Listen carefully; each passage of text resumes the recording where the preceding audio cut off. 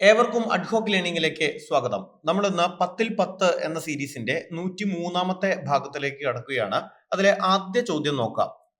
വരണ്ട ഉഷ്ണക്കാറ്റായ ലൂ അനുഭവപ്പെടുന്ന ഋതു ഏതാണ്? ഓപ്ഷൻസ്: തെക്കു പടിഞ്ഞാറൻ മൺസൂൺ, ഉഷ്ണകാലം, ശൈത്യകാലം, വടക്ക് കിഴക്കൻ മൺസൂൺ. ശരിയുത്തരം ഓപ്ഷൻ ബി ആണ്, ഉഷ്ണകാലം.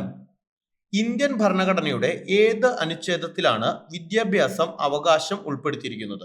ഓപ്ഷൻസ്: അനുച്ഛേദം 20, അനുച്ഛേദം 21A, അനുച്ഛേദം 16, അനുച്ഛേദം 19. ശരിയുത്തരം ഓപ്ഷൻ ബി ആണ്, അനുച്ഛേദം 21A. അതിങ്ങനെയല്ല, 21 ക്യാപിറ്റൽ A ആണ് കേട്ടോ. അടുത്ത ചോദ്യം: മനുഷ്യ ശരീരത്തിലെ ഏറ്റവും കഠിനമായ പദാർത്ഥം ഏത്? ഓപ്ഷൻസ്: അസ്ഥി, തരുണാസ്ഥി, ഇനാമൽ, കോർണിയ. ശരിയുത്തരം ഓപ്ഷൻ സി ആണ്, ഇനാമൽ. അൽനിക്കോ എന്ന ലോഹസങ്കരത്തിൽ ഉൾപ്പെടാത്ത ലോഹമേത്? ഓപ്ഷൻസ്: മഗ്നീഷ്യം, ഇരുമ്പ്, അലുമിനിയം, കൊബാൾട്ട്. ശരിയുത്തരം ഓപ്ഷൻ എ ആണ്, മഗ്നീഷ്യം.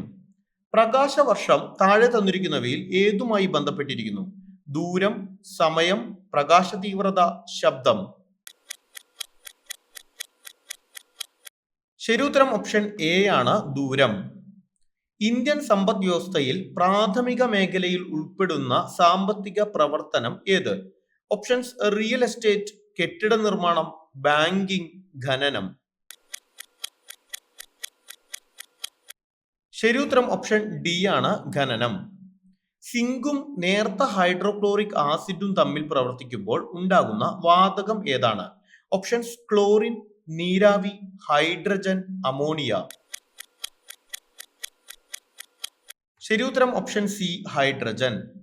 കണ്ണിന്റെ സുഗമമായ പ്രവർത്തനത്തിന് ആവശ്യമായ ജീവകം ഏതാണ്?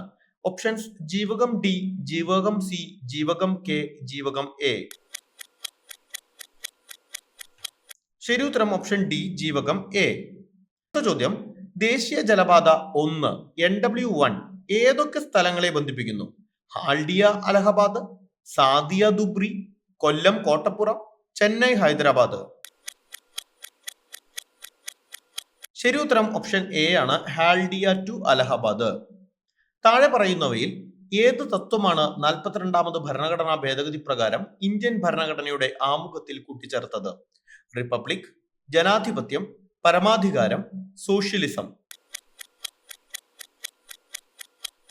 ശരിയുത്തരം ഓപ്ഷൻ ഡി, സോഷ്യലിസം ആണ്. 10ൽ എത്ര ചോദ്യങ്ങൾ ശരിയായെന്ന് കമന്റായി രേഖപ്പെടുത്തുക. തെറ്റിയ ചോദ്യങ്ങളെല്ലാം എഴുതിയെടുത്ത് പഠിക്കാനായിട്ട് ശ്രമിക്കുക. 10ൽ 10ന്റെ അടുത്ത എപ്പിസോഡുമായി നാളെ രാത്രി 10:10 കാണാം. താങ്ക്